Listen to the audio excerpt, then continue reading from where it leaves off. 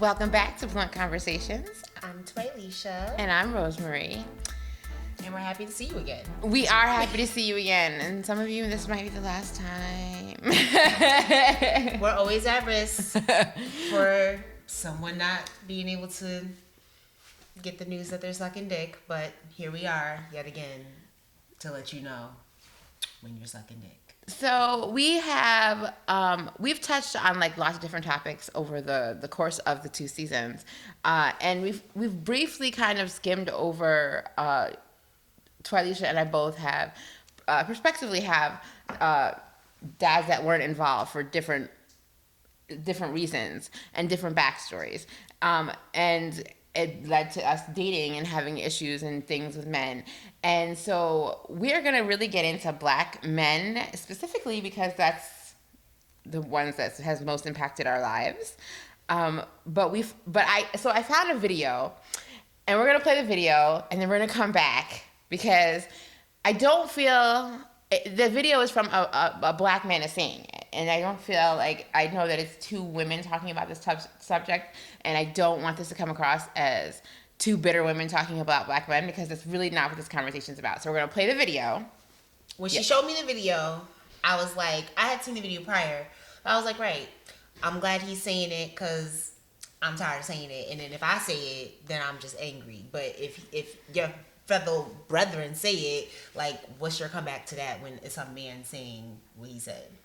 All right, so we're gonna play the video, and then it'll pop up or something. It'll happen. So we'll play the video, and then we'll go from there. What exactly do y'all stand for? What are your goals and objectives? You know what? It seems pretty bold to ask something like that, seeing as how the only thing on most straight black men's resume is audacity. Y'all are literally the least qualified out of anybody in this country to lead somebody, but y'all always want to be in the front. But you know what? It's a special place in hell for a bitch like you that causes division amongst the entire community of people. Out of every subsection of the black community, y'all are the least educated and the most incarcerated. Please tell me what qualifies you besides the dick between your legs to lead somebody into anything. Y'all always want people to breathe life into y'all, but at this point, it's just pure necromancy because we have no more life to give. Y'all suck the life out of every fucking thing. I mean, let's call the thing a thing. Y'all want to be white men so fucking bad. Y'all see white men at the heads of their household, and y'all can't even get a household to be the head of. Asking women questions like, what do they bring to the table when you don't even own your table, you rent it. Hell, that's even if you do rent it because it's probably in your mama's name. I mean, if we could call the thing a thing, y'all are the common denominator out of every issue that we have in the black community. Y'all are literally the root cause. You blame black women for fatherless behavior, but then fail to realize that the father is the person that you're not blaming. Y'all blame men for being gay and say, yo, you grew up without a father. Do you see how you just pointed back to the issue? Y'all blame women for having too many kids as if they made them kids by themselves. You keep pointing back to the issue. Y'all be wanting people to hold y'all down, but at the same time, if they too good at it, then they too independent. Then you want to say, oh yeah, like you don't need me. They kind of don't. Maybe what y'all should start considering is that maybe our community is meant to be matriarchal. But y'all just can't accept it because it doesn't fit into what the white man has told you to believe. You're trying to do everything that the white man does, but you're just trying to do it in black. It's literally the same shit. I mean, y'all are the most homophobic, the most misogynistic, the most transphobic, the most colorist, the most texturist, like the most xenophobic. And you are the most likely to date outside of your race. Y'all are a walking contradiction and a walking joke, and it's not funny. I always want to talk about breaking generational curses and building generational wealth, but you don't even have life insurance. Anytime you die, we got to do a damn GoFundMe. Y'all can't even die right. Y'all been trying to stick this square peg in a round hole for centuries, and it just doesn't work because you're not meant to be the head of the household. You were never meant to be. That's why the shit doesn't work. Yikes. Okay, so I came across this gem, and I think I might have kicked open her door.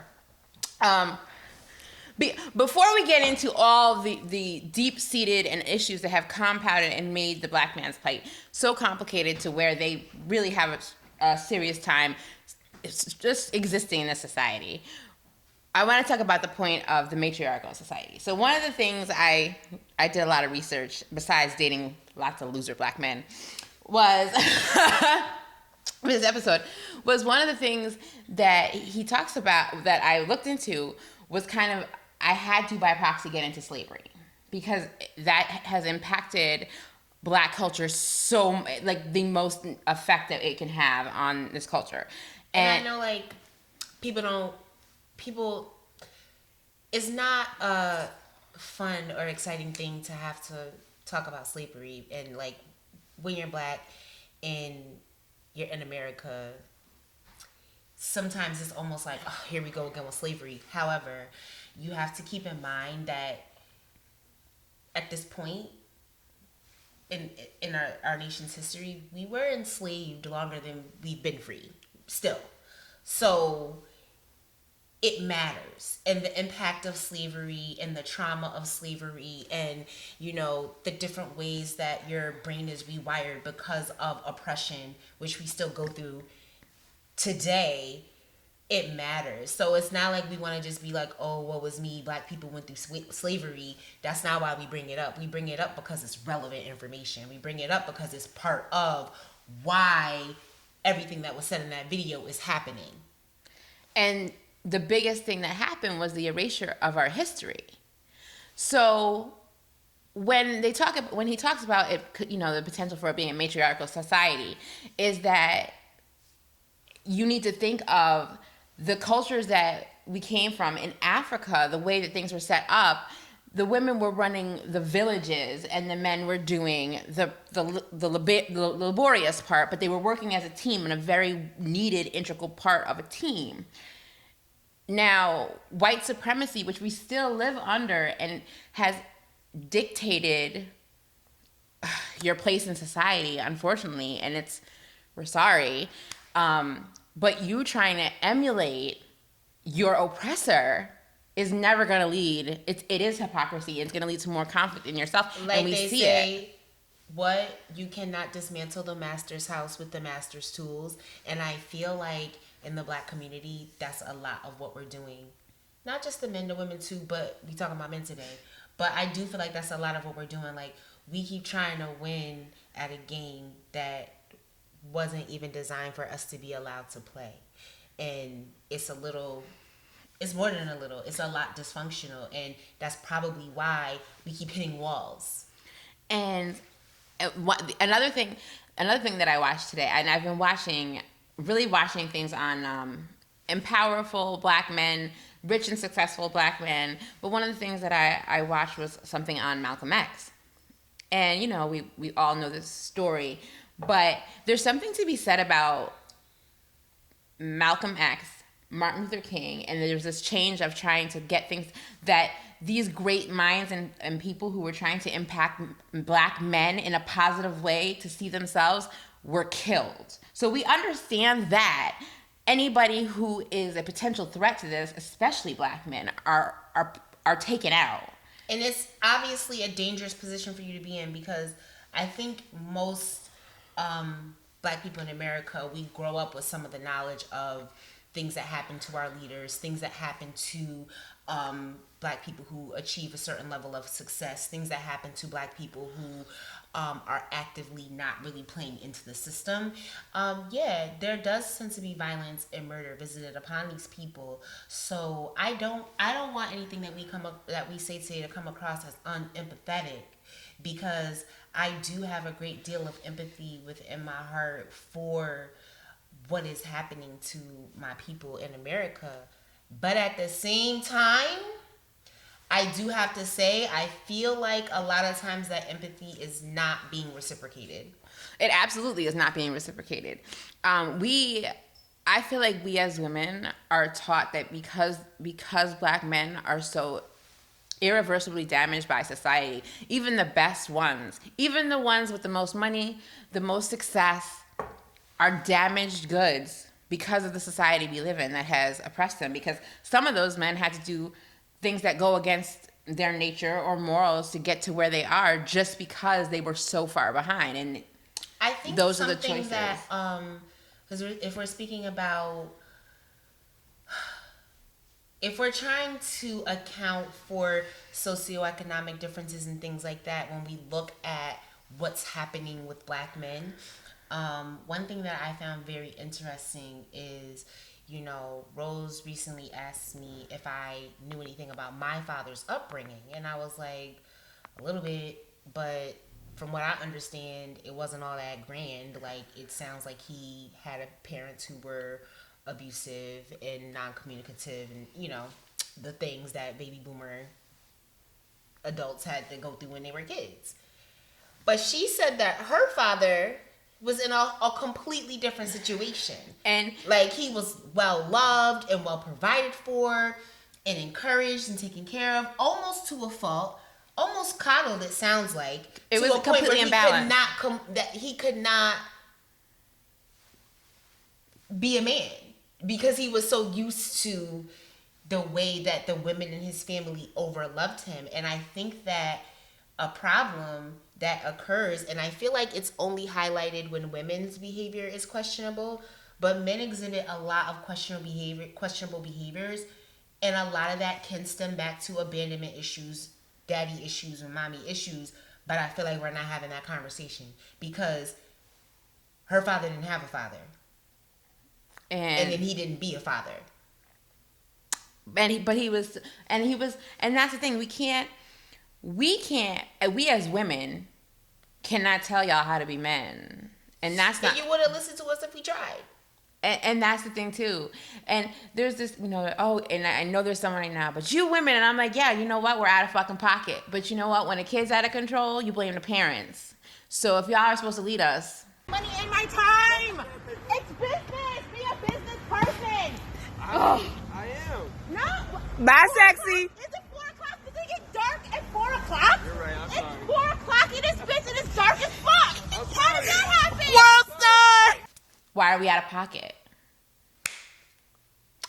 Why are we out of pocket? Because if y'all supposed to be out here running the show, well, why are your monkeys out of control? I read something. Get them under control. I looked up the median income for a black male in the year of 2020. The median income was $40,000. That's the middle. So that means there's a lot of y'all underneath. There's also some of y'all above it. But a median income is just, it basically means close to average. It's not the same thing. It's not a synonym for average, but you can take that to mean that the typical black man that you run into is going to be somewhere between a probably $40,000 to $50,000 a year earner. Of course, there's going to be people on the lower end, and there's going to be people who are, really succeeding and doing better than that. But I'm glad that Rose brought this up, because it sounds like when I participate in online conversations and when I participate in real life conversations with men, there is some, like, for some reason y'all are always minding the business of millionaires, and I can't for the life of me understand why. Because y'all have not even made 6 figures yet, but you worrying about Nas or whoever is the baby daddy du jour who has to pay for their kids. And I'm like, that's not your problem. You're not paying $20,000 or anything for anybody, because there's too many women that I know personally talking about they getting $40 a week, $25 a week. I have seen people admit online that they're getting $6 a week from men for their children. So my question is, what's the story? Because y'all saying that you being overcharged for your kids, and what it sounds like to me is that y'all feel like y'all shouldn't have to pay for your kids. And I'm not understanding where this and also idea is coming from. If we're getting into it, it sounds like y'all can't afford them.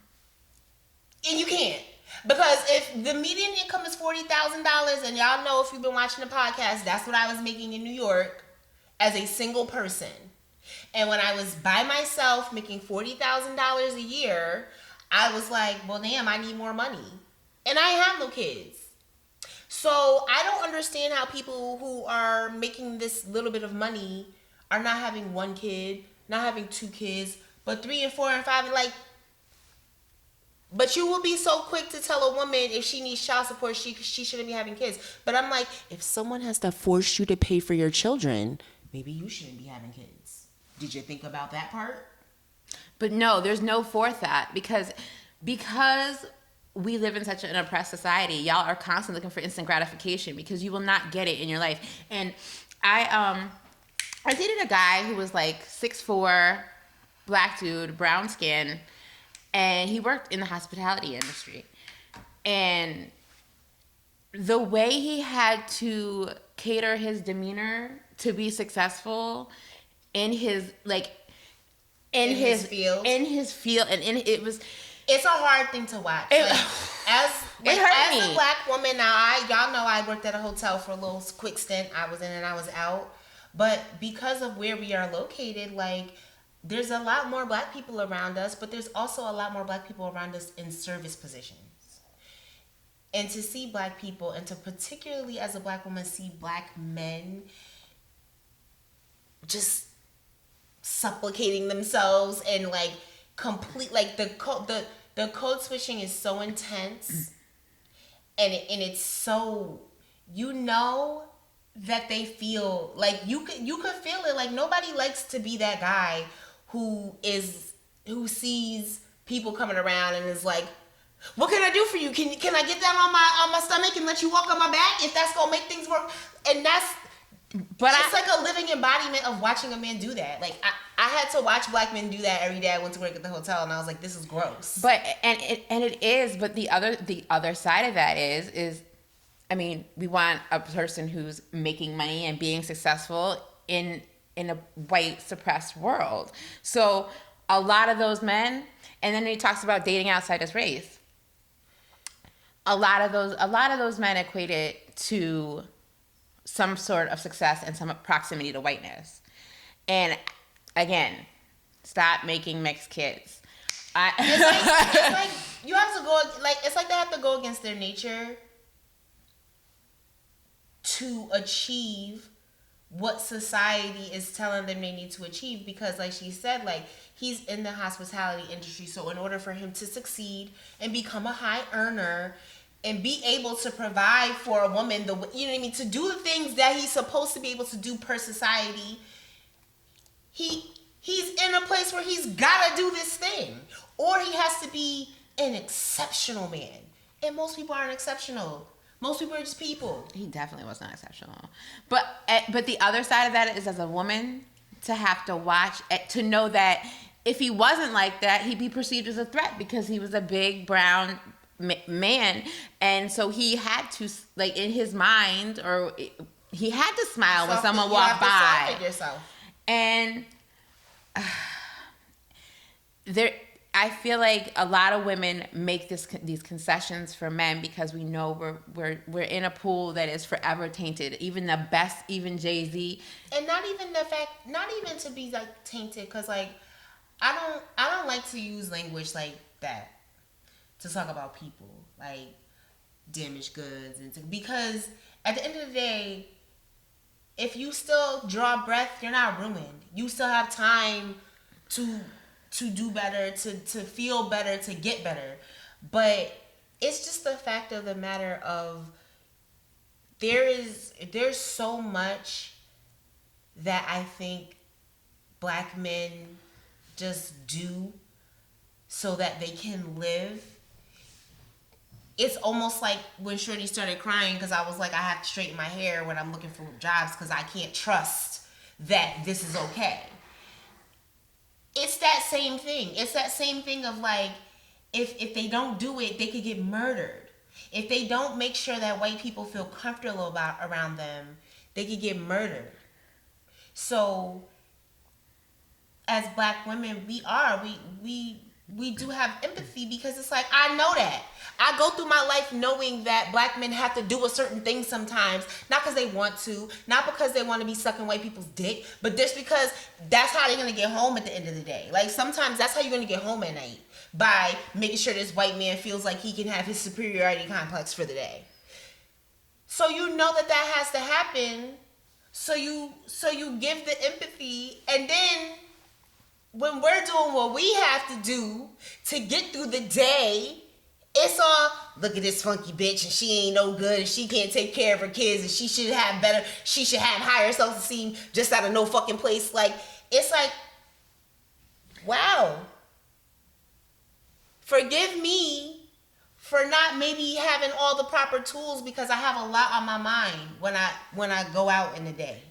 And the flip side of it, like we were talking about the differences in our dads and repercussions is basically single parents, and you have two things that are happening: kids being ignored and neglected because the mother's overwhelmed and underworked and not having the finances and resources to take care of them, or the mother's overcompensating because because she doesn't have this other partner. So either way, this black boy is getting an imbalance. So and he's not getting what he needs.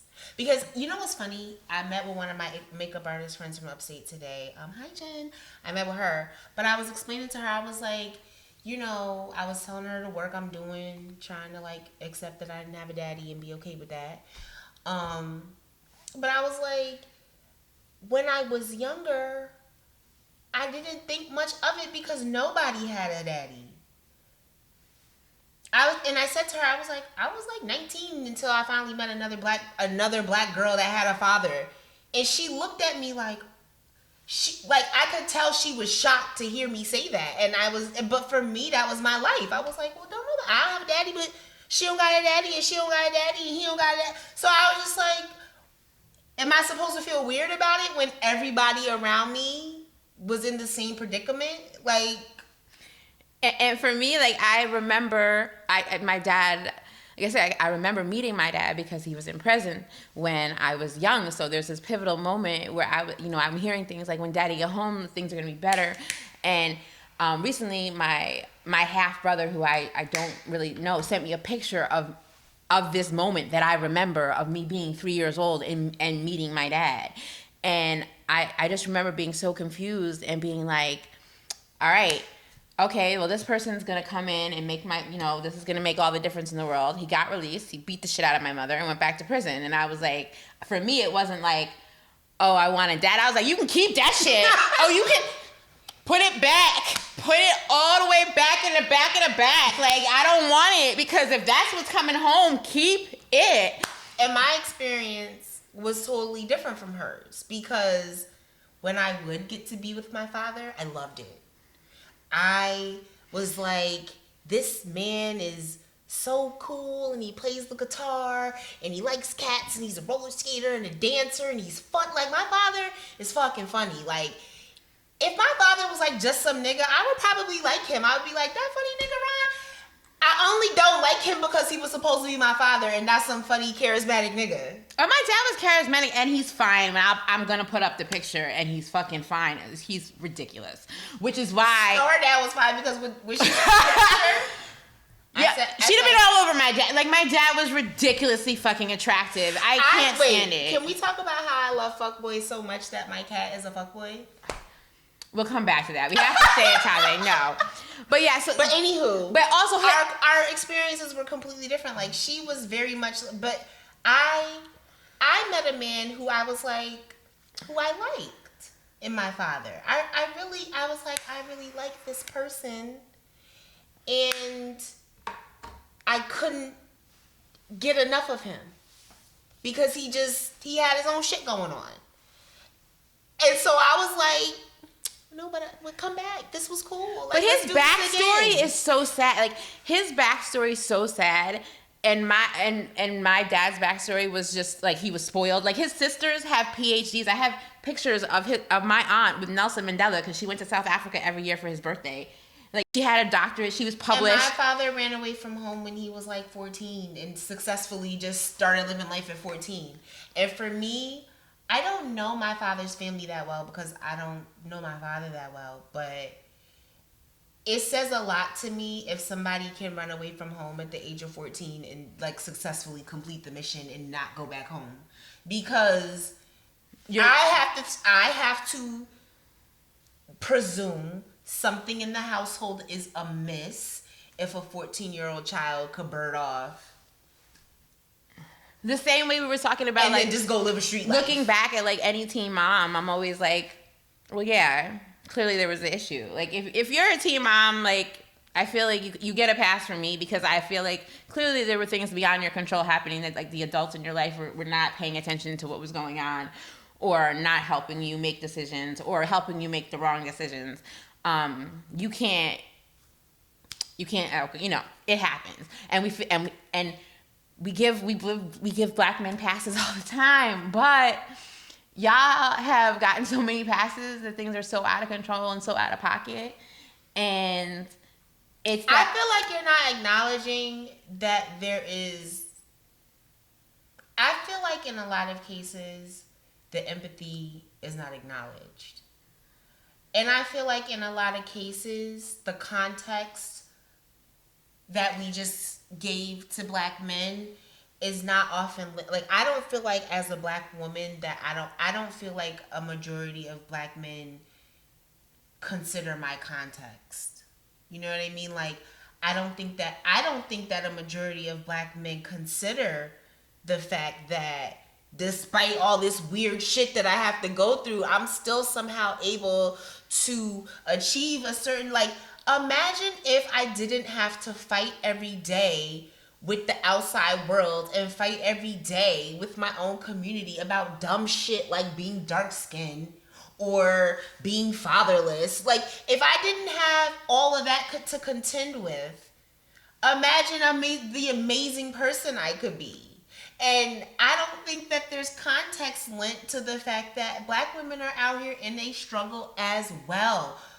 You're probably not going to meet a perfect black woman because she can't be. Even in the best of situations, even Gretchen got problems. So it's just going to be what it is. Like, and I feel like this, like dude said, y'all are so ready to turn your backs on us. Y'all date outside your race the most, and that's just a statistical proven fact. You could be mad in the comments, you could be mad at yourself, you could argue with your mommy, but y'all date outside your race the most, and I take that.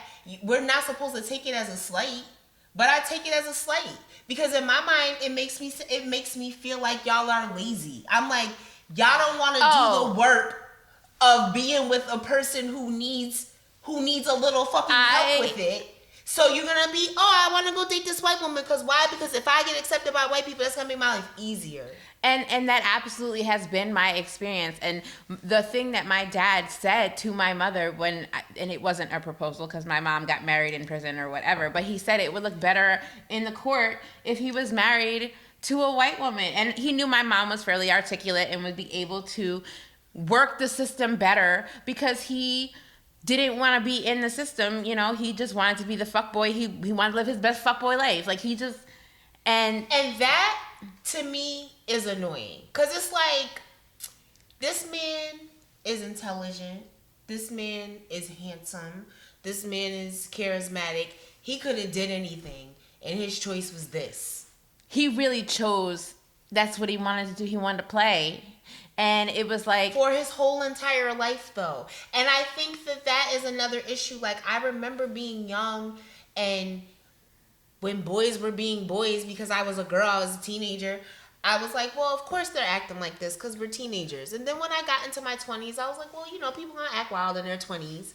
But as I got into my 30s and now that I'm into the later half of my 30s and I'm dating men who are in their late 30s and early 40s, and they're saying things to me that are completely absurd. And I'm just like, at what point do y'all have to fucking straighten up and fly right? Because it doesn't make sense to me that you want submission and you want to be in control and you want to make all the decisions, and then your decision is not to have a trash can.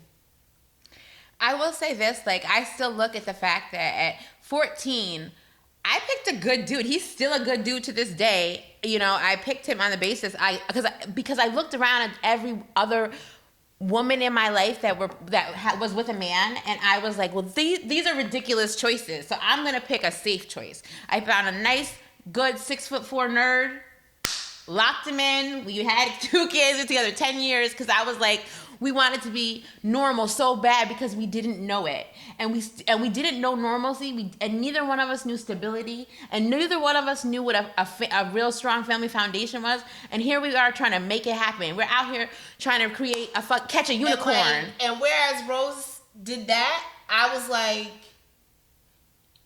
oh, everybody's wilding, and I just was like, nah, I'll be by myself. I mean, that's a choice, but in both of our separate ways, we looked at the people around us like, in my experience, in observing of relationships, most of the relationships that I saw, they were not enviable. They were ridiculous. They were dysfunctional. They were No communication. abusive. And that was something that I've been aware of since I was a little girl. So when I would start seeing people and it would start being ridiculous, I would be like, I would always reach a threshold where I'd be like, okay, well, this is stupid and I can't put up with this.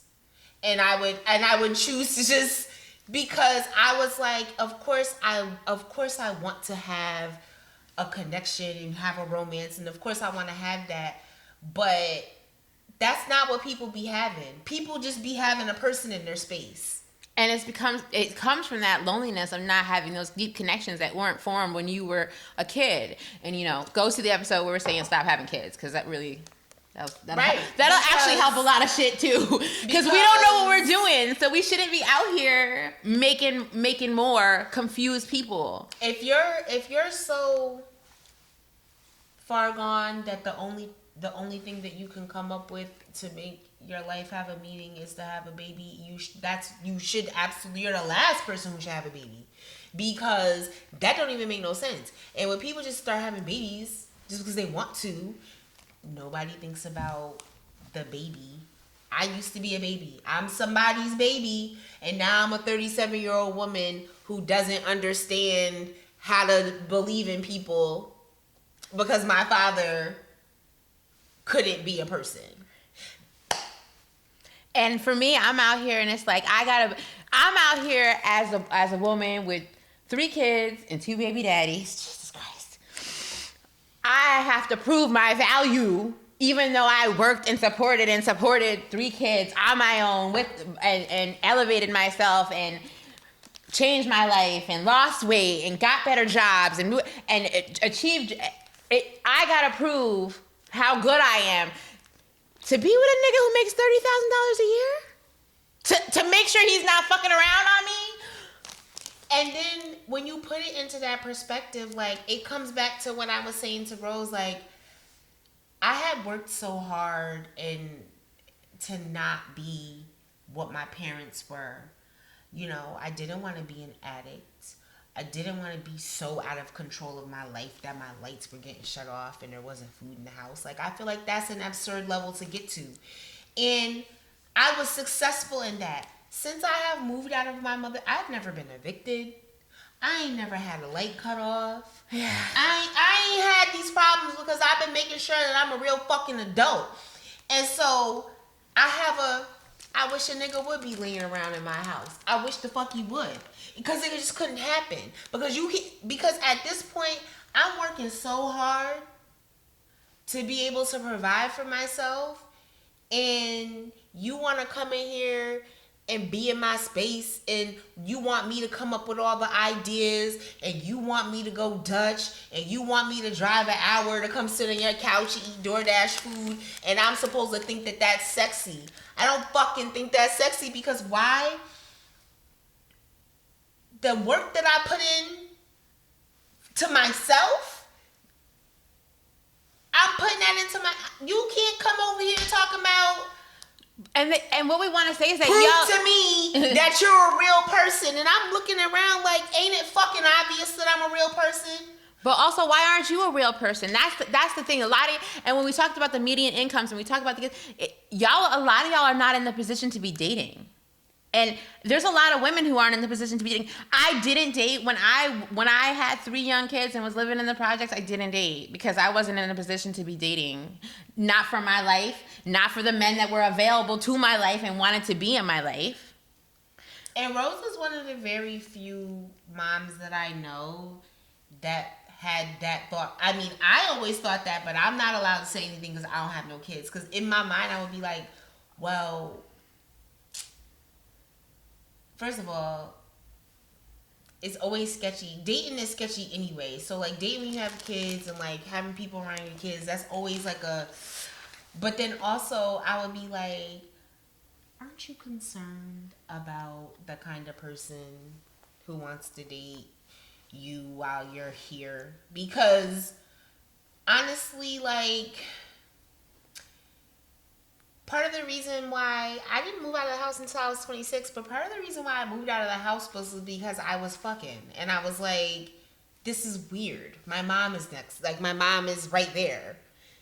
And that's weird because I was just like, this is becoming appropriate. I need my own space. If I'm gonna be doing grown ass shit, I need to be a grown up and really do it. And so I moved out on my own because that was the only thing that made any sense. But I feel like my contemporaries, my men, the men that I would be dating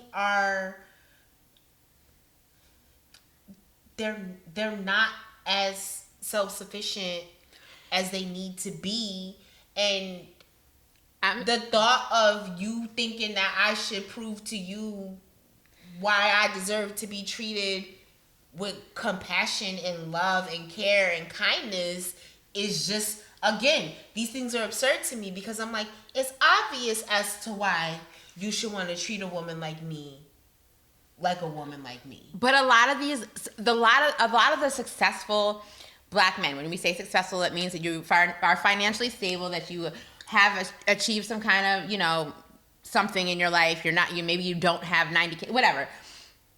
You guys, the doctors, the lawyers, the ones who feel like they made it through, y'all are the worst ones because y'all basically are having auditions because you feel like you're the fucking cream of the crop. And 9 times out of 10, if you don't pick a white woman, you pick some bitch who's fucking my color and fucking like it's a Barbie doll because you want the status that I have achieved the most I can achieve. Not only am I successful, not only do I have money, but I got this, which society says is the highest pinnacle of my success. And we both have experiences with dating men that we have to contend with, not only, why we're good enough, but then I have to be leery because I'm fetishized by men, by Black men in particular, who think that I'm gonna get them closer to white people. I'm really not. There's no white people around me. I'm the worst one. But there are men out there that I have said, and I've said this before, that are just like, and I'll be like, it's so weird when you come out the gate and you're just like, oh, you're the only color I date, and I'm just like, well, now you've made it weird.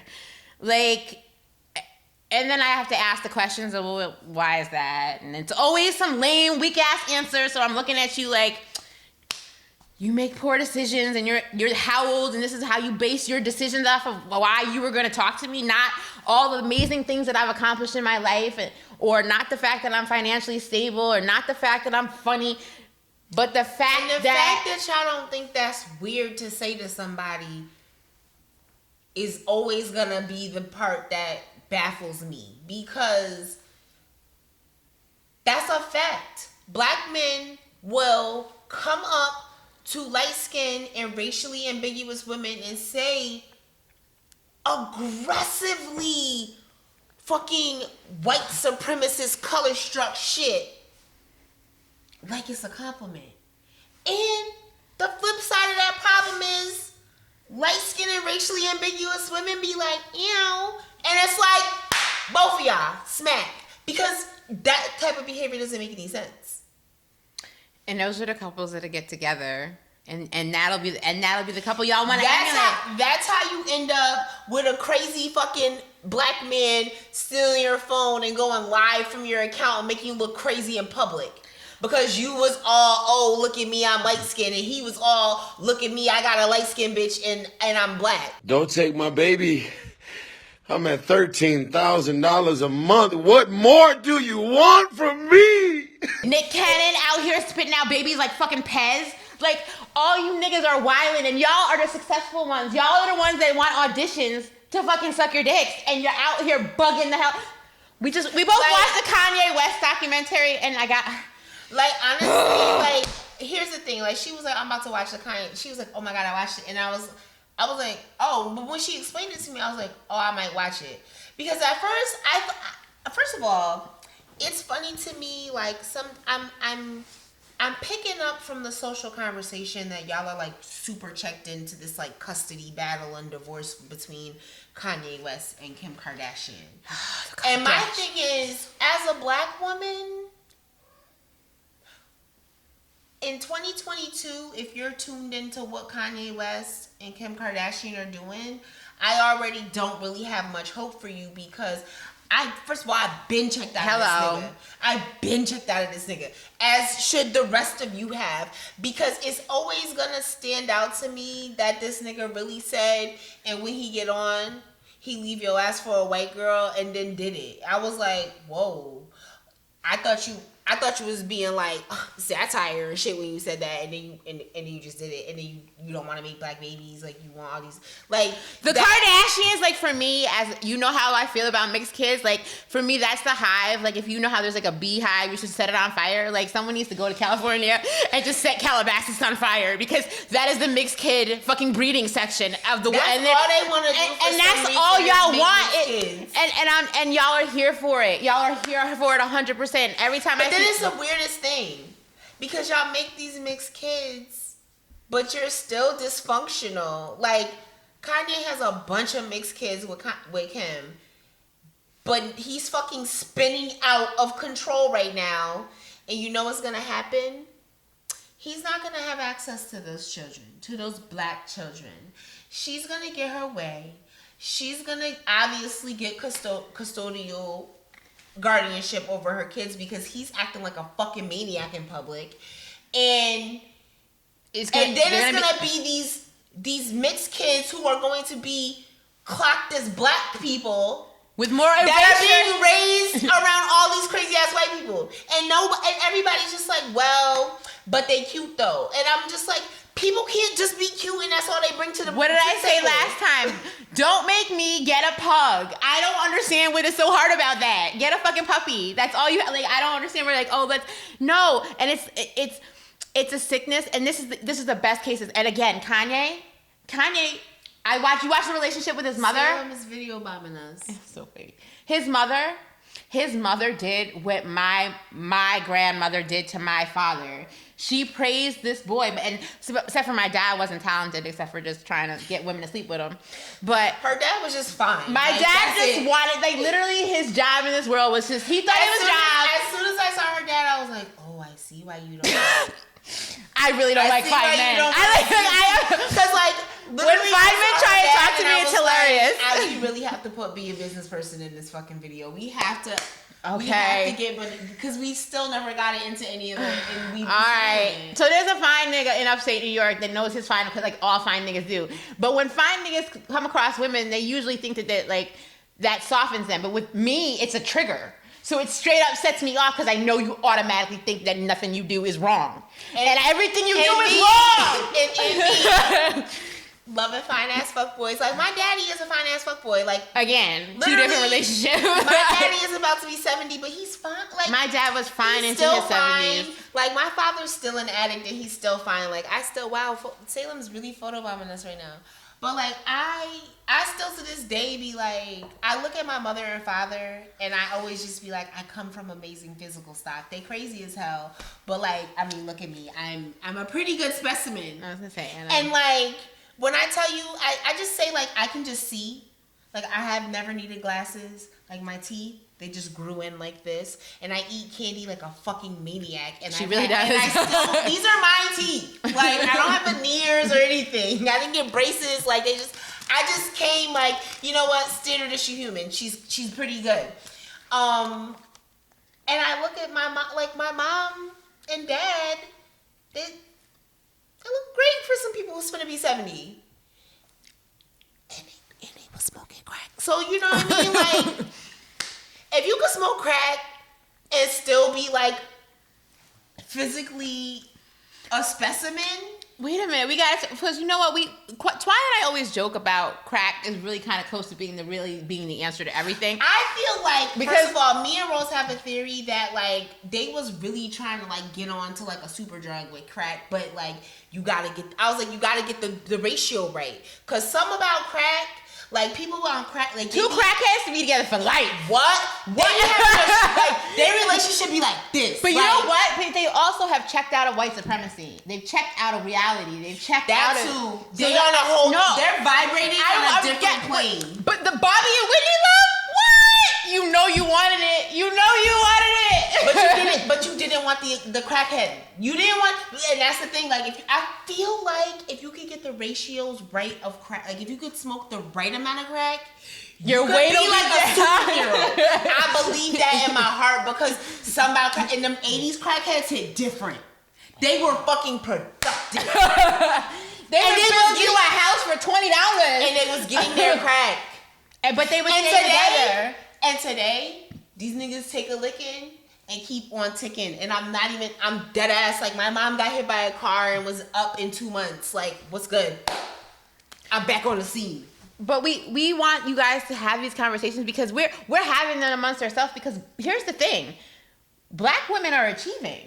So even if y'all want to come for us, we're still in college more. We're graduating at higher rates, getting more successful jobs. We're making more money than y'all And a lot of the someone time. Like me, like, I look at myself in such a way, like, I spoke to Rose about this the other day. I was like, well, that's the thing. I was like, I'm not down about myself. I was like, I'm aware that for a black woman who grew up in poverty with parents who were mental health and having addictions, I'm fucking amazing. Like, there's no reason other than the sheer fact that for whatever reason, like, I'm divine, that I should even be anywhere near where I'm at, because it really don't even make no sense. Like, there was a good stretch of, like, from the time I was like 11 to 16 where I was just on my own, like, doing my thing because my father was never there and my mom was on her shit, and I was just and I did it. And sometimes I don't even give myself the credit for being an 11-year-old taking care of herself.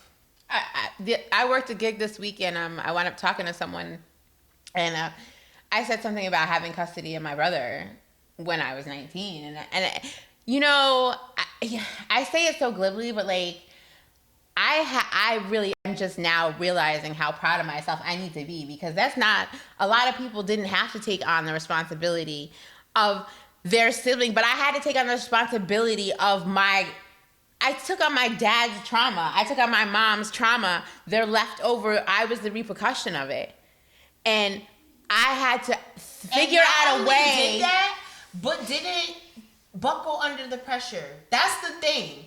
I was 400 pounds. I buckled a little. But you didn't though, because you're still here. Like, you still, like, even if you was still 400 pounds, I wouldn't consider that buckling under the pressure, because at the end of the day, some people cannot survive the fucking obstacles that is just getting lobbed at children. Like, I was 11 years old and my mother was like, I'm going to this drug addiction. And my father was like, I'm in the Matrix. And my brothers were also in, because they also didn't have the parents that they deserved. So they could, like, we just out here. And I'm thinking to myself, I'm like, wow, like, it wasn't until I met Gretchen and she was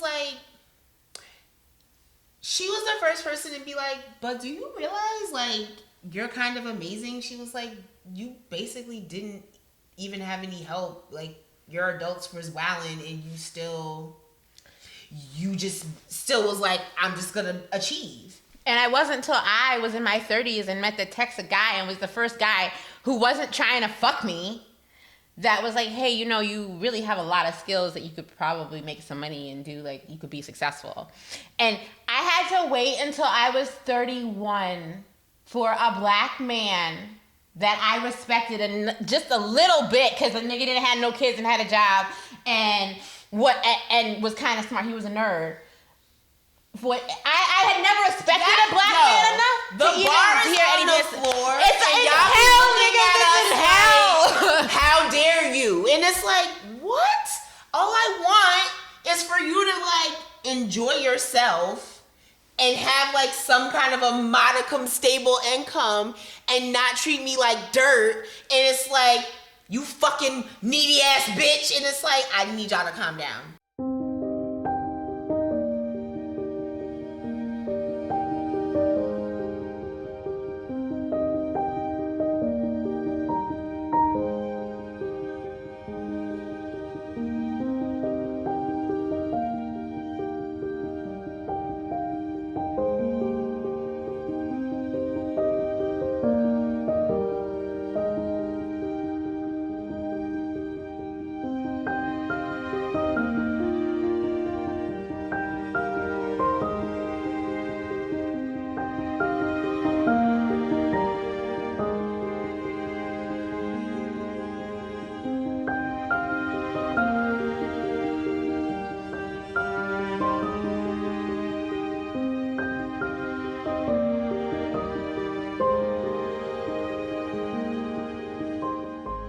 I need y'all to stop it.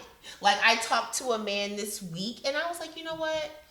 Let me stop trying to think I know everything, because I do feel like I know. I be like, I done seen it all. I done been through it all. I see a bullshit story coming a mile away. Like, I'm clocking bullshit stories left and right. But I'm like, you know what? Let me stop thinking everybody's a bullshit story. And I was talking to some internet nigga, and I was saying that I don't understand what it is that people think you supposed to use child support for. Because from the conversations and in the interactions that I have observed in my lifetime, it sounds like to me that no matter what the mom did with the child support, y'all wasn't going to be happy. If she did something fun with the kids, well, she should have bought clothes. If she got her nails done, well, that's not for that. You know what I mean? If she paid the light bill, she what the fuck do y'all think she's supposed to do with the child support? Like, Put it in a frame? And right? I don't understand. Like, if she use it, y'all get mad. So I was like, I don't know. But this man, he wanted to dive into the conversation. He comments on my comment, he replies. So you know how it is when somebody replies to your comment, like they acting like they want to talk to you. So he was like, I wish I was paying those pennies, because the conversation had devolved into how people be having to pay like $30 a week, and that still be a problem. That's it. We'll get back to that. That could be a whole episode later. We'll go back. But he was like, I wish I was paying those pennies. And for me, I was like, that's such a weird thing to say in public, that you wish you only had to give your kid $30 a week in 2022. When bacon's $13 a pack. I'm never gonna let y'all forget that bacon is $13 a pack. We're literally bringing it home the bacon has a totally different meaning now, because if you think about it, if you think about your day in packs of bacon, I'm like, if I gotta work an hour for bacon, I'm not with it. If you're sitting at your computer desk right now and you're making a pack of bacon to be doing it, as it stands, I can't get 2 packs of bacon for an hour. So I feel like I should at least be able to get 2 packs of bacon for an hour's worth of work. And I'm still not making enough money to do that. So put it together. You know what I'm saying? Anyhow, though, I'm like, I asked him. I was like, why do you wish that? And I'm not. And I clarified, like, I'm not trying to be snarky. I'm not trying to be combative. I really just wanted to know, like, why is it that you wish you was only paying this little bit of money to your kids? So he's like, well, blah blah blah, blah, child support. So I'm like, okay. So, if you don't mind my asking, how did you end up on papers? Because you're saying that I'm such a good father and I'm involved with my kids, and again, the math is never mathing with all these good fathers, and it's not happening. I'm like, and I'm in my mind, I'm like, that's a lot of men's story. Like, they always be like, I'm doing everything I can, and she just giving me a hard time. So I was like, well, can you, if you don't mind my asking, like, how did you end up on papers if you're doing everything right? So he's like, well, inbox me. So I'm like, all right. Yo, what up? Inbox him. And he's like, basically the story is, he's like, well, she's upset. She's bitter because we're not together no more. The relationship didn't work out. Which is, again, I've heard the story a time or two. It seems to be a common narrative. So I said to him, I said, okay. I was like, so, because she want to be with you and you don't want to be with her, she put you on papers. He's like, yeah. And then he starts explaining. But then he goes to say, like, because he had said he was paying $1,176 a month in child support. He had jumped in the public conversation and said that. But I don't know the context of that. When we get down into the conversation, I'm like, well, damn, that's $1,200 a month. I'm thinking he must make a lot of money, because I'm thinking that's from one kid. But then he's like, yeah, we got 3 kids together. And so when he said that, I said, okay, yeah, that's a little less than $300 a week for 3 kids. I was like, yeah, that's like a little less than $100 a week per kid. Bacon's $13. And so, you know how much bacon 2 boys eat? I know how much bacon 3 kids eat. It's a lot of bacon. I'm still not trying to be combative, y'all. Like, I want to stress how much I'm really trying to, like, come from a place of understanding of what he's trying to communicate that his strife is. So he's like, yeah, because she, I wouldn't mind if I made more money. And I said to him, well, if you made more money, then you have to pay more money. I was like, oh, well, at least from New York, that's where I'm from. That's the law I know best. I said, from my understanding, they take a percentage of your income. It's not like you just get a flat rate for a kid. and I think it's 17%. Is Yeah, it not? yep, it is 17%. So it's still 17% of your income per kid. So I was like, well, yeah, if you made more money, then they would just take more money because that's usually how it goes. And so he's like, well, she makes 3 times as much money as I do. And I'm Again, you hear these issues that keep repeating themselves so over and I'm over like, and over and again. I heard that, but I kind of just glossed over it because I'm like, no matter how much money she makes, you still need to be a part of the taking care of the kid financially. Why if the mom makes more than you're like, she got it. She got it? Like, she got it. She got it. Why are y'all trying to be that cheap with your kids? It's not a good So look. I'm still trying to understand. So I was like, so after he broke down the situation, regardless of if she bitter or not, I was like, well, I mean, you got 3 kids. I said, and I asked him, I said, I mean, I spend like $100 a week on like gas and miscellaneous purchases. So like, how much do you expect to pay for your children? And do you know this man blocked me for asking him? He dived headfirst into this conversation. I pay $1,200 a month. And then when you get down to the brass tacks of it, this man has 3 children. How much do you want to pay? And I said, well, how much do you expect to pay for your children? And he blocked me. Because you know what? Because no man wants to say they want to give $20 When a you week. have to verbalize that your expectation is that he felt, and he didn't have the dick to say it, but he felt like I should be able to spend time with my kids or spend money on my kids, but I shouldn't have to do both. And he felt resentful that this woman that made more money than he did was holding him financially accountable for the 3 fucking kids he decided to have. Didn't nobody hold a gun to your head and make you have 3 kids, and I know they didn't. And when you found out how expensive the first one was, you had 2 more. So now you're in my inbox mad at me because I'm asking you, well, how much do you expect to pay for your children? And you, again, don't have the dick to say, I don't want to pay for them. And this comes back to when we were saying, But we live in a capitalist society, people. You gotta pay for them. and for y'all to resent black women for doing better than y'all, and this is why I want to come back to like the point that he was saying about it being a matriarchal society, because we are willing to look at you with all your fucking flaws and say, we still need you. And we willing to make Y'all more are money not for you willing to look and at let us you in our fucking and space. say the same thing. Y'all are not looking at us and seeing our value despite all the things that we've been through. Y'all are looking at us like, prove that you're good enough to us. When we're saying we're trying to help y'all, and what do I bring to the table? Fuck you and your table, nigga. Listen, I bring big titties and bowls of cereal to the table. And if that's not enough for you, then I don't know what to tell you. Because at the end of the day, like, I be doing boss shit all the time on a regular basis. Despite our trauma, despite our backgrounds, despite our shit. So when we're saying that we have to do the work, and you can see statistically where black women are succeeding, we're saying it's time for y'all to do the work. And you gotta figure out what that means. And we know that y'all need a leader. Like, that's 100% a thing. And y'all need to work that out amongst yourselves, because that's the conversation y'all gotta have. Like we said at the top of the episode, we couldn't tell y'all how to be a man. Y'all wouldn't listen to us even if we did have all the answers. Y'all need to figure that out amongst yourselves. But I'm telling you right now, I see a bullshit story a mile away, and 9 times out of 10, when I do give the benefit of the doubt, and I do like, okay, let me let you explain to me what your holdup is. It's not a valid story. The fact that you have to pay for your children is not a legitimate gripe. And I feel like for us as women in the dating pool, like, we've had to work so hard to overcome our issues, and we had to face our poverty. We had to face our I trauma. had to admit that I was sucking dick a myriad of times. Like, for me to look up and be like, damn, bitch, you really like fuckboys, and you really be out here. I'm out here trying to revert fuckboys.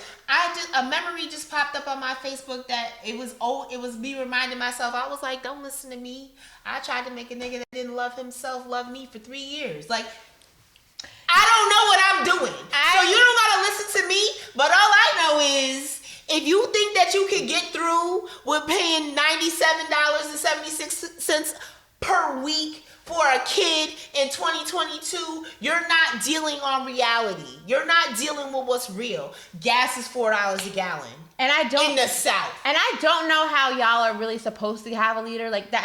I will say that because The government loves to kill them. I mean, it's well documented that y'all really aren't allowed to rise up. I don't but have somehow the y'all answers, gotta but I figure out feel how to like- do it. I feel like I don't have the answers, but I feel like as a woman, I don't gotta have the answers. All I know is it needs to be figured out. You can't keep being like, oh, these women. You need to sweep around your own stoop. I think that that's my mantra for life. I be like, people be so worried about what everybody else is doing instead of worrying about themselves. If you fix your own shit, you wouldn't have to worry about women and how they're behaving. You would just be having the right women around you because you wouldn't be hanging out with these weirdo ass women, and you wouldn't be getting these maniacs pregnant and then looking at them like, stop being a maniac because you got pregnant. How about you recognize that a maniac is a maniac and don't fuck her raw? And all these women that are successful and have money, instead of looking at them like, well, you guys are too uppity and independent, and how about you look at them And rise to the occasion. and as a resource as well? Because we know that we can't make this society in America necessarily a matriarchal society, but what you can do is, if you find the value in yourselves and you find the value in your women, if your woman makes $20,000 more than you, but y'all are a decent thing and y'all are coming together, like, y'all can do more together, and you look at her as a resource instead of as a conflicting fucking competitor. It's business. Be a business person. Did you happen to look up the median income for Black women when you were looking? It was around the same, to be perfectly honest. But listen, $40,000 and $40,000 ain't shit, but $80,000 used responsibly and not used to start producing babies that you can't afford can put you in a different position. And I think that there's not enough forethought being put into what you can do when there's a power in numbers. Like right now, I told Rose, I was like, you know, I said, I was like, I moved out of my mom's house and I moved out on my own, as you know, as did she. She had kids. So this is the first time really in both of our lives that we've really had a roommate. Like, Rose has lived with men, but that's not having I a don't know roommate. if she And can then count none of that. them helped with the bill, so trust me, it was not like having a roommate. This is way Right. better. So I'm like, this is the first time in my adult life that I've Yeah, we have a been 2-income in a household. Bitch, two-income we're a 2-income household. Yeah. Ow.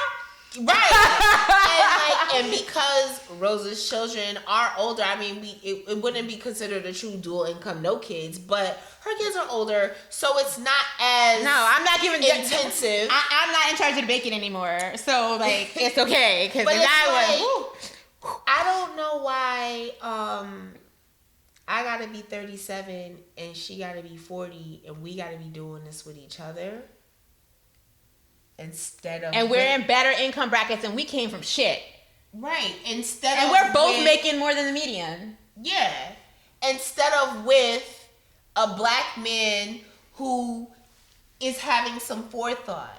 And I feel like too many, the ones who are successful and who are earning, their forethought is not there, because instead of being like, oh, let me try to build something.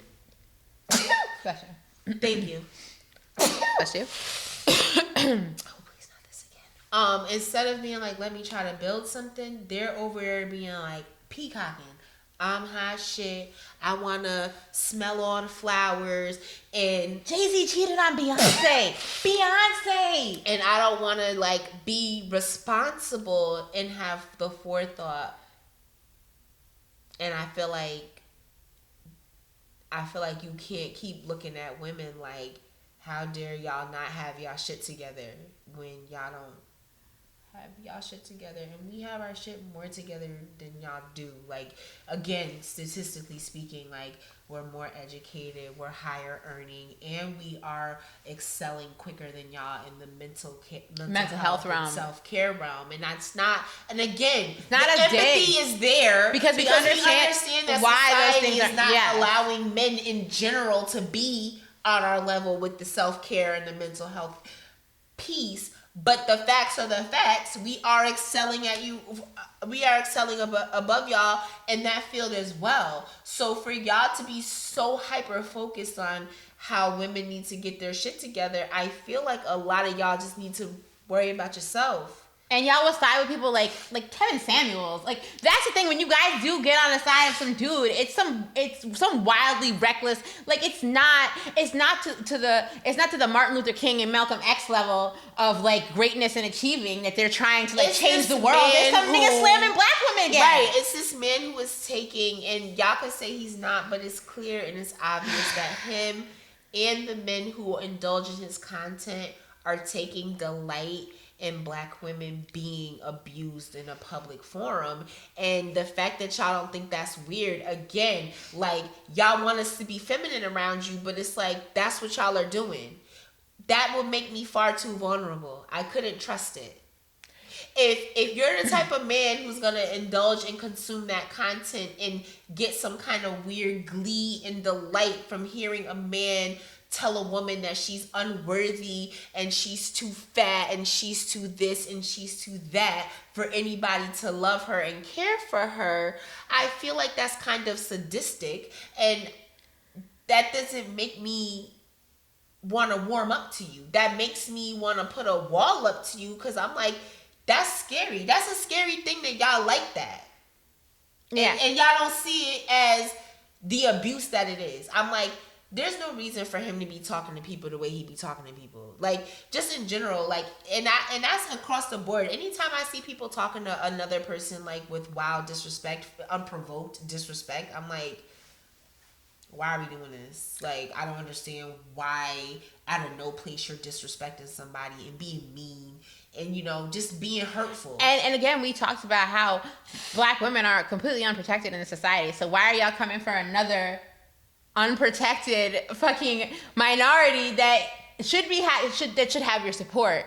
That's where you want to put of all the things, of all the white supremacist issues and things that are going on in this country, you want to get on a Kevin Samuels and all these other like fake fucking preachers and marriage and like all these like fake ass gurus. Thing, like when I was in my 20s, it wasn't Kevin Samuels, it was Tommy Sotomayor, and it was all this like energy being expended on how black women are inadequate and how they're, you know, they're doing this and they're wearing weaves and they're wearing makeup, and my thing is like, you know, people are bursting into black men's houses and murdering them. So I just feel like me wearing makeup is not even, I don't even understand why that's a conversation.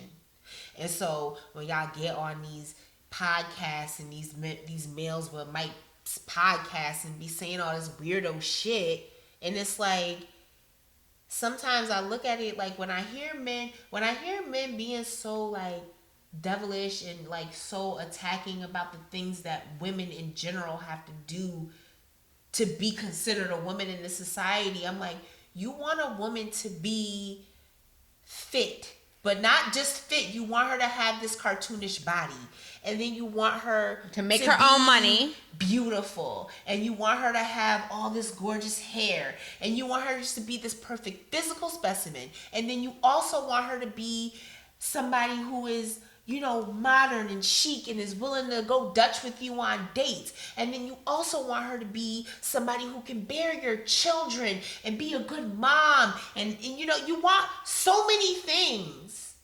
And then you make $40,000 a year and be mean. And you have kids. Because she has a weave. Because there's so much work involved in doing your hair. Being a woman.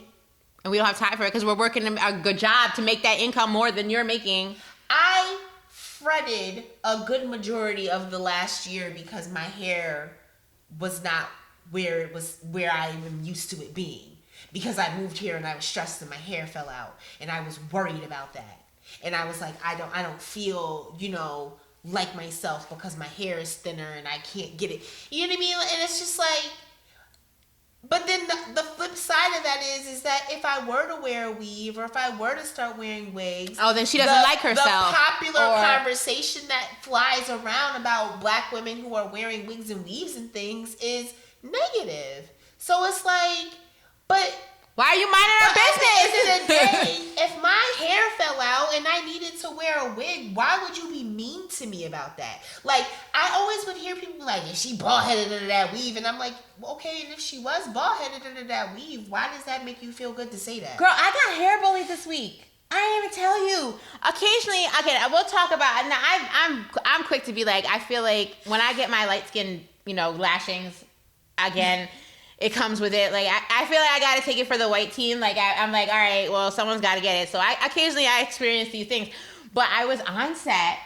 And my hair, as you guys know, is usually very curly. I have to get it. I got it trimmed and blown out, but it's very, very curly and very, very thick.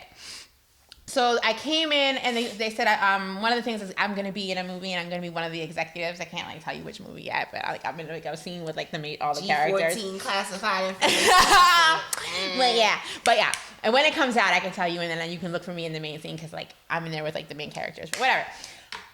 But so they asked me to show up with my hair in a bun.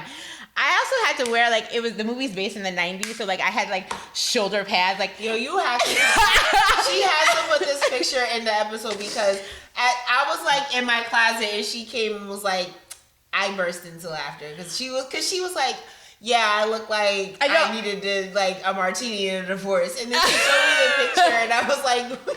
I absolutely look like I already had my affair and I'm just in martini. I had shoulder pads on shoulder pads. But anyway, so I show up and my hair is, I had wet it because my hair is really thick, and to get it in a bun, I had to do that. So I put it in a bun. I didn't think they were going to say anything, but I left my tendrils out. Now, whenever it's usually a brown skinned woman, but this time it was a gay man. I wasn't ready. Every time Rose gets bullied for something, and I'll be like, "Was it a dark skinned woman?" And she's always like, "Yes," and I'm always like. So there's a white man, 2 black women, and an Asian. I know it sounds like a bad joke, but they're the hairstylists on set or whatever. And they're like, no, we're like, oh, the one girl's like, oh, I like your little curls or whatever. And the white guy's like, well, is it period enough because it's just saying 90s? Should we do something else? And all hair, normal consultation-y stuff, right? Here comes this mad aggressive gay dude, and I'm like, and usually I'm all for them and I'm always looking for him, but for whatever reason, I don't know, he just was like. Sometimes gay men be catty out of nowhere, and I can't place what the energy is, but they do. He was like, what is this? And I'm like, he was like, no, it's not 90s. Now is it the Hasidic Jew curls? Wait, it gets worse, bitch. Wait, no, I swear to God, this happened to me this week. Jesus. And so he's like, oh, and it's damp. Oh no. You need to do something else with it, and I'm not doing it. I'm not touching that. Touching that, bitch, my head. I let it go. I ate it. It was the first day on set. No, I am stressed out by this conversation right now. So, the next day, never too about the guy in bullshit. They wound up putting it in a French roll, which is so 90s, but had a million pins, and they were like, if you can, sleep in it. But I didn't make it because it was just way too late. When she came home and I was like, oh, your hair looks cute. And I was like, did you? I don't never see Rose when she be leaving to do this stuff against some life. I be asleep. So I don't know what she looks like when she leaves the house. So when she comes back, I was like, oh, did she do? She was like, and she gave me a look. I was like, all right. Because, bitch, where have I ever busted out a French roll? Every now and again, Rose be trying to do something. It's 2022. A French roll? You think I was that stuck in a time warp that I just was like, girl, next time I do a waterfall ponytail. Like, what are you talking about? Every now and again, Rose be doing something different with her hair. So I just add. That is true because you can go back in the episodes and I feel like my hair is pretty different. But that's just how I deal with my stress now instead of eating it.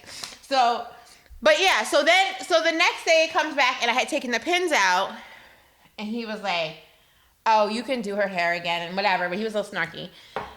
So the last day I'm on set, he comes over and now we had a different day, but they hadn't used me the day before. I actually just had sat and holding the whole time. So he comes up to me and he's like, didn't you wear that yesterday? And I was like, yeah, but they didn't use me yesterday. How do you know they didn't use you? They might have got you on camera. Mind you, he's makeup department, so these really aren't even his questions, and I know that because again, I'm a PA, And so I you know how Have you ever find yourself in a conversation and you be like, why am I in this conversation? Like, no, let me tell you why what I are did. you talking to me about No, this? let me tell you what I did. Because, it's still COVID time, so we have our masks on set. This is my last day on set. It's 3 days of this nigga's bullshit. I pulled my mask down and I said, did I harm you in a past life? And when I say he gathered himself all the way fucking together, because he was like, oh, no, I just had seen it yesterday. And I was like, no, we've been doing this all week since the Jew shit. And so, but I don't think he expected me to call him on it. And again, I'm sure there's some yellow woman in his history who made his gay life horrible. I am sorry for you. Again, there's countless ways to harm you black men. We are aware. But coming for us is not making your lives no better. especially unprovoked. Like, come for the bitch that came for you. Don't come for me. I'm a stranger. And yeah, so we're gonna wrap this up because I feel like we have a lot of good shit that we really got into. But it's like we have empathy for y'all, but y'all need to figure it out. And because I had to figure it out, I'm still figuring out all this shit, but I'm doing it. I'm doing the work, and it's hard. I gotta look at all my behaviors. I gotta look at where I am in my life constantly. I gotta check in with my mental health. I gotta weigh myself. I gotta make sure I'm on my meds. It's a lot. I just had to go to the ER. I'm consistently, I don't know if the way my body handles stress is by having blood clot episodes. I don't fucking know. But I had been concerned and worried that it was going to happen, and here we are. And luckily, by the grace of the universe, I just happened to find this job. And you never find a job where you get your health insurance the day you start working. That's unfucking heard of. She found a job, and she needed it the day And she got the job. I started working, and the next day I was in the ER. Well, all I know is this is the best two-income household I've ever had, and she has insurance. We may have to be a lesbian couple soon. And y'all keep failing me. I have arthritis. I said, "Girls, what papers we gotta sign to get you on the insurance? Because we cannot." But that's the thing. I feel like as a black woman, I have been willing to do whatever it takes to make a better life for myself. Whatever it takes. And I don't feel like I don't feel that same energy coming from black men. And she jokes all the All time. I'm hearing is complaints. She jokes all the time that I take her on way better dates than she's ever been She on. does. Rose took me out for Valentine's Day, and yesterday a nigga thought that I was gonna drive an hour in Atlanta traffic to come sit on his couch. That was his exciting romance that he had proposed for me. And I'm like, It don't take no effort to Google some shit and want to I'm be like, not hey, I got a leaving my day off. house You want to to come sit on your couch. I get off of work at 5:30 and I work from home. I'm not gonna go fight traffic just for no fucking reason to go hang out with a nigga in Duluth. And my friend is like, let's go do something fun for Valentine's Day. And it was fun. And I'm sure she didn't have to fucking rack her brain to come up with it. I mean, We're going to this little Mad Hatter tea party thing. Like, literally, I saw it. You don't even have to Google it. If you just be on Facebook, the shit comes to you. If you, right now, say event in your phone, the next thing you know, everything you look up is going to be all the events that are around you. Like, y'all be wanting so much help. Google some And shit. so the fact when I be like, I'm not dealing with that. I'd rather be by myself. I be dead ass. Like, I be like, I could be home with my cats. And we gotta find the dude who did this, who made it, who like video, so we can either tag him or cause we love you and we want more of you. We want to meet you. We want you to. Maybe you're the leader, nigga. We'll support your YouTube chat. We'll come on. You will be our third. Like, we want you. We need to. Whatever we gotta do for y'all, we're willing to do the work. But y'all need. Y'all need to be having better conversations amongst yourselves than the shit Candace and Samuel's talking about. That's not real. The shit that he be talking about that y'all go in there and gleefully watch him abuse black women, that's not a real conversation. The conversations that y'all need to have amongst yourselves is why, with a medium income of $40,000 a year, you think somebody should submit to you. Have better conversations. Sweep around your own stoop. That's all I'm saying. Worry about yourself before you worry about somebody having a weave. I'll weave, but I make more money than you. I'll weave, but I travel outside the country. I gotta weave, but I don't have no niggas tacking kids traveling behind me. Y'all y'all be just as single daddies as they be single mamas, because for every fucking kid that Rose has a daddy. There's some nigga out here with kids that some woman has to put up with. And both my goddamn it, here we go. I hate, see, I'm not the woman who likes to get on the internet and talk about the failures, but I have to acknowledge them because both my baby daddies have other kids with other women. My kids aren't the only ones. The one who's a decent dad has 4 kids. Like biological, and he helps take care of another woman. So he's got like 16. But the thing of it is like he makes more than $40,000. Actually wanted to do, and he has a house, and that's the life he wanted to live. People be having kids, and that's not what they wanted to fucking do. I have respect. Like I said to Rose one day, I was like, nah, he's a good dude. Like, just because he want to be a dad and have like a basic life, simple life, don't make him a bad person. What would make you a bad person is making a bunch of babies, dad, when you knew you didn't want to have no kids. And that's my youngest son's experience. And again, here I am, and I hate to be repeating the cycle very tragically, and I'm trying to teach my kids not to, because how do I not overcompensate to this black man, to this black child, for him not having a father in his life? How do I reconcile the guilt that it's my fault that this another black boy doesn't have a father, and not coddle him to the point that he's useless in society because his mom did everything for him? Money in my time. It's business. Be a business person. I am. No. Bye, sexy. Is it 4 o'clock? Does it get dark at 4 o'clock? You're right, I'm it's sorry. It's 4 o'clock in this bitch and it's dark as fuck. I'm How sorry. did that happen? World star. I don't think that people appreciate the fine line that women who are single mothers have to walk with their boys. Like, I feel like my mother is a prime example. She was much more successful in rearing me and preparing me for the world, but I think that's because she's a woman. So with her sons, both of their fathers were not really there. I feel like she couldn't do what she needed to do once they got to a certain age. And there's a fine line you have to walk. And Rose and I talk about that all the time. Like, you can't good mother your way out of the fact that a father's not there. And for my brothers who were raised by my white mother, you want to talk about conflicted black men? You want to talk about close to white proximity and wanting all the full privilege? Of all the full privilege? Because she has mixed brothers and I have a mixed brother. And my mixed brother has a white father. That's so rare. But he was raised by his black mother and he's perceived as a black man. And she often talks about how her brothers, like, they yearn for their white privilege. And I never got the perception. I've never had that. It never even crossed my mind that my brother would even consider his white privilege, or because he was so divorced from his whiteness. He didn't want it. He didn't claim it. He was ashamed of it. So for her to say that her brothers yearn for their white privilege, it kind of blew my mind that they were acknowledging. But they acknowledged it. But here's the thing: they acknowledged it in the way of we're black men and we want the same treatment. But they could, because they're mixed, they could at least acknowledge it. Whereas I feel like a lot of black men would never acknowledge the fact that they want the privilege and access, even though they're black men.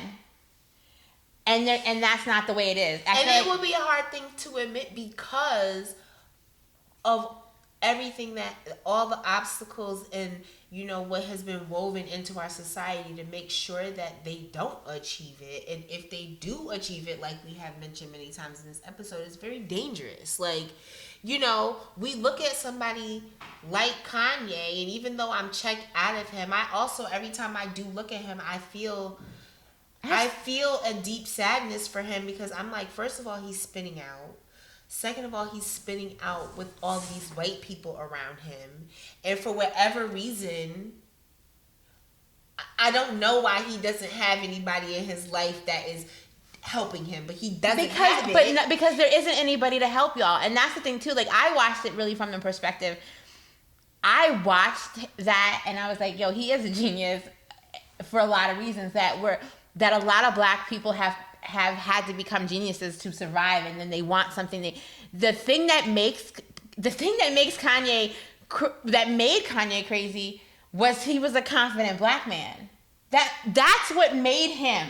That's what made him the arch nemesis against y'all from jump, because he was a man that was like, no, I don't care. This is what I am. I'm a star. I'm this. I'm talented, and you're gonna respect me. And he knew his worth, and he knew his talent, and he really would not he settle. really believes in himself. And you never see that in black men, and that is refreshing. He was like, yeah, I'm a college dropout, but I still am great, and look what I can do. Like, he would not be told. I watched that documentary, and I thought, yo, you never see that in a black man, and oh my God, it's so good to see. But I know the ending of it.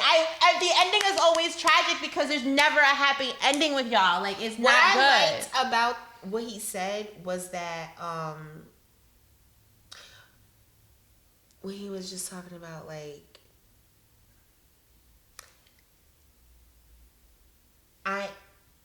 I'm not gonna rap about what they think I should rap about this, but that's not what I know. And then being the fact, like, College Dropout, I was in college when College Dropout came out. So as I was watching this, like, I'm listening to All Falls Down, and I'm like, first of all, I'm having nostalgia. I'm having a moment, like I'm flashing back to being 19. But then to hear him say that, and I remember how refreshing it was for that population of people, because hip-hop had at that point become so hard and so street that if you were somebody if you was Gretchen, what do you know about selling crack? But here's the thing. But to hear somebody talking about things that wasn't selling drugs and violent and ghetto, like, and he was still having conviction, and it was still relatable, and people still wanted it. And he talked about how people was like, nobody's gonna want that. And that's usually how it is when you're a visionary. You just have to be it. You just have to know it. You just have to go for it, because people are not gonna see the vision. Because when you're a visionary, you know before a lot of people. And people are gonna tell you, like, even with me for my makeup, like, I remember conversations, like, if somebody hadn't been documenting me, the conversations of, why don't you just wear earth tones, and black girls shouldn't wear all these bright colors and things like this. And now it's regular. But it wasn't regular when I was doing it, when I was 17. Like, those people are just, and that's the thing, I was weird. You dress weird. And he wasn't deterred by that. And I feel like, again, even in the best case scenarios, where you're like, no, I'm this, as a black man, it kind of is your demise. Because, okay, now you have to achieve. And you saw him going through and struggling and having to prove to these people. At one scene, there's some girl who's whack rapping, and like, Dame Dash isn't even in the room while he's trying to get signed, and you're looking at it and you're going, oh my God, like, that's what I wanted to get back to. So she was 19, going through college, listening to the album. When I was 19, my mom had attempted suicide. I was trying to get custody of my brother. I was pregnant. I have no recollection. I remember the tunes were catchy, but I wasn't listening to the words. Totally checked out of this. Right? And I was so checked into it because, like, I was watching the documentary, and when All Falls Down, I just naturally started singing along to it because I remember that song and being like, yo, I feel that. I don't remember really seeing the music video, like, but to go back and now watch it as a person who's performed poetry and who's a writer and who performs, and to listen to the words and be like, yo, that nigga was mad talented. And I know I'm mad late to the party, but that's the part that hurts. Because that's the part that hurts about people who loved Kanye, like, because I was there. I knew in my that brother loved- moment. I knew my And brother I was loved in him. college, and I was in the words, and I was like, he could be talking about me right now. And there were a lot of rap songs that I liked, but I never felt like I could have put because they were bitches and like I could put myself in the space of a girl who's just trying to do what society says do and going to college, and that's not really what she wants. Oh, I'm just gonna Yo, go to I beauty really school. just reheard the whole Kanye album from the first time with Fresh Couldn't afford Eyes. a car, so she named her daughter Alexis. Yo, She's living the dream. I was like, yo, he's, and you know what? It made me go and do it, and it's so crazy because I hate being. But this is the thing. This is what happens when you're so immersed in trying to survive. You miss certain things and you miss certain cues, and so to go back and to have an understanding now that wasn't like a catchy song, and see the genius in the poetry and what he did, and then like see him doing a poetry, Def Poetry Jam, and see him being an entrepreneur, and basically see him doing what I'm out here doing, and grinding and trying to achieve, and watching how he did it so determined, like, and seeing how talented he was. Yo, now seeing where he is, now it breaks my heart. Because yet again, he's another broken black man, and he was so fucking talented here, and that's all we see in you niggas is potential.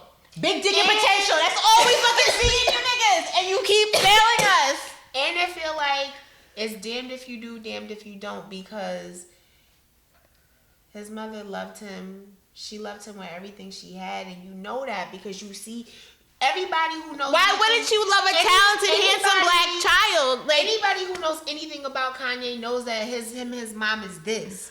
So when his mom died, we felt that because we was like everybody noticed the shift. They were like, damn, and people will say, hey, Kanye really, he ain't been right since his mom, but she loved him with everything she had. And his father was around. Was His father was around. like a Christian marriage counselor, which I'm y'all are always shady, but like, so he His wasn't father was the main around. force in his life again.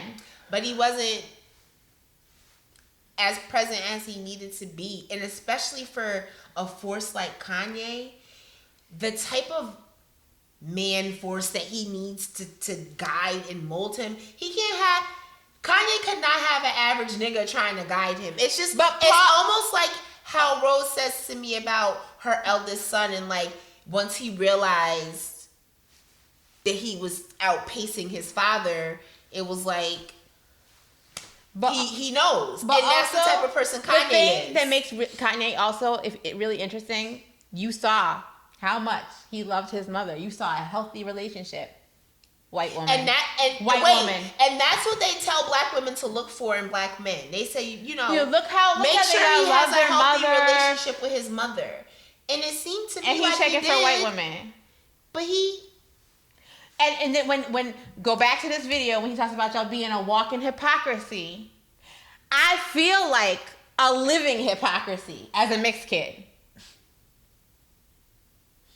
So again, there's so much to get into. I know this was a long one, but y'all needed to be, I'm sorry, he dragged y'all for filth, and it was about fucking time.